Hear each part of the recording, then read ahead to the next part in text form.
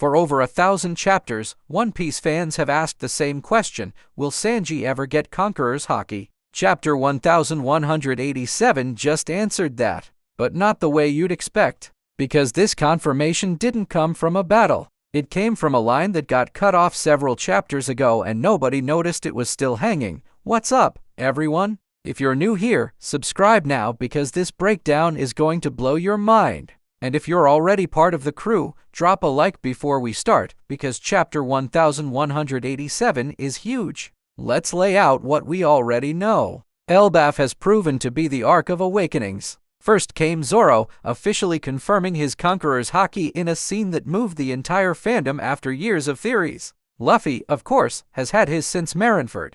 And now, in the middle of the chaos of the fight against Loki and Aimu, the series decided to close a loop that started way earlier. Remember that scene? Way back, when Gabon explains to Zoro how to control that power. Sanji was standing right next to him, and back then, he asked Gabon, "What about me, don't I have King's Haki?" The scene cut off right there. Loki interrupted the conversation. For chapters, that moment seemed like nothing more than a joke, a bit of banter between swordsman and cook. But anyone paying attention knew Oda doesn't leave questions like that hanging for no reason. In chapter 1187, the answer finally arrives. Sanji is in the village, trying to protect children from a monster controlled by the rain goddess, Zasa, but he freezes, because the monster is a woman, and Sanji's code never hit a woman clashes directly with the need to save those kids. It's the kind of dilemma only Oda knows how to build, putting the character between what he believes and what the situation demands, and it's Kirin, the arrogant villain of the arc, who lights the fuse. He mocks Sanji, asking if he really has that legendary power that only a fraction of humanity possesses. And that's where everything changes, but before we get to the answer, there's a clue that flew under almost everyone's radar. Going back to that flashback I mentioned, Sanji's question never got an on-screen answer. It was cut off. And in manga and anime, when Oda cuts off an answer like that, it's almost always because he's saving it for a moment of bigger emotional impact. It's not lazy writing. It's long-term suspense building. But notice this detail. Gabon wasn't just scolding Zoro for not controlling King's Haki. He said Zoro needed to learn to control that power for the sake of the future Pirate King. In other words, Gabon's whole speech was never about who has it or doesn't. It was about responsibility. And that's exactly the detail Sanji's scene brings back, because when Gabon finally answers Sanji's question, he doesn't just say, "Yes, you have it."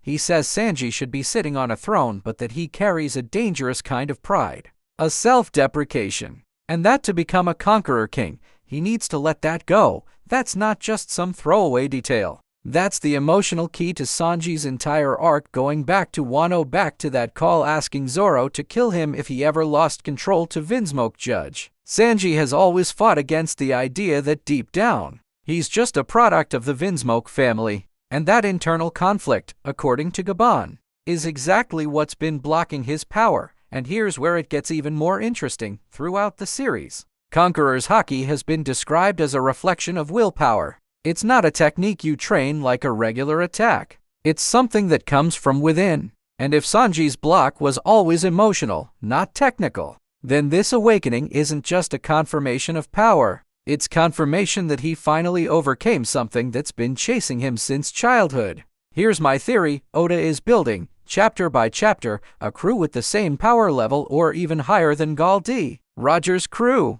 And it's not a coincidence. Look at the pattern. Roger had two incredibly strong right-hand men by his side, Rayleigh and Shanks, both extremely high-level Conqueror's Haki users. Now Luffy has Zoro and Sanji, the two blades, or rather, the blade and the leg that are the strongest in the crew, both now confirmed with King's Haki. That's not random. That's Oda deliberately replicating the structure of the most legendary crew in the series' history. Except, and this is the key part, with the potential to surpass it, and the timing of all this is intentional. Both awakenings happen on the same island, in the same arc, surrounded by the Norse mythology of Elbaf, a land of kings, warriors, and legends. It's no accident that this is exactly where the symbolic crown is being handed out among the Straw Hats, but Sanji has always been different from Zoro in this regard.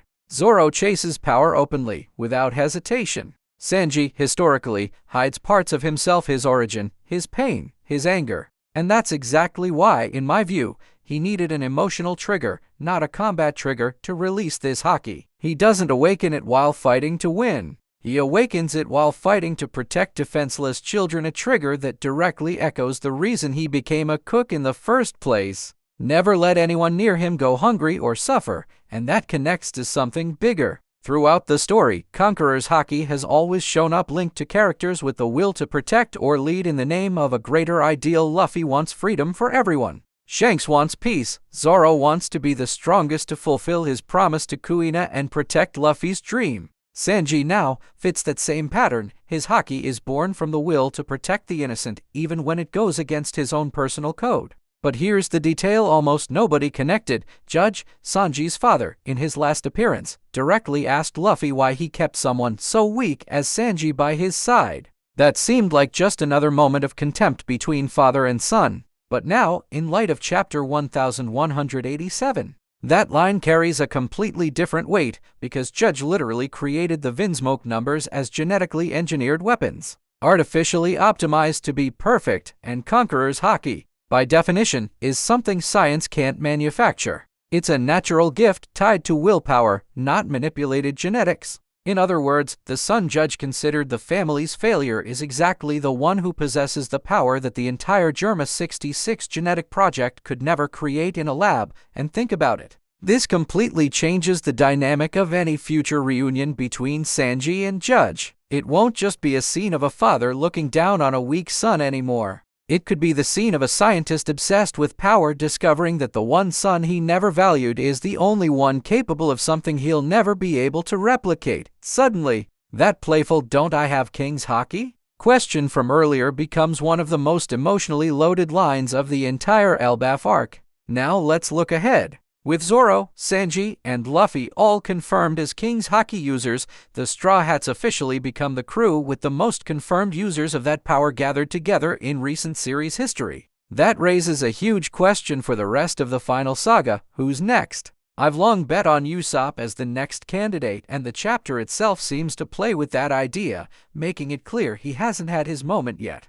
If Oda sticks to the pattern of emotional trigger, not physical one, Usopp's awakening will probably come from a moment of genuine courage, not a direct fight. And there's another huge implication: if this crew is being built, literally, to mirror or surpass Roger's crew, that strongly suggests the series' final confrontation will require multiple King's Haki users at the same time. We're likely talking about facing Aimu, the Gorosei, and other extremely high-level threats that can only be matched by equally strong willpower. This connects directly to the confrontation between Luffy and Aimu that closes out the chapter. Aimu calls Luffy Joyboy, and Luffy angrily rejects the name, reinforcing that he wants to be remembered as Monkey D. Luffy, the future Pirate King, not as the reincarnation of some ancient legend.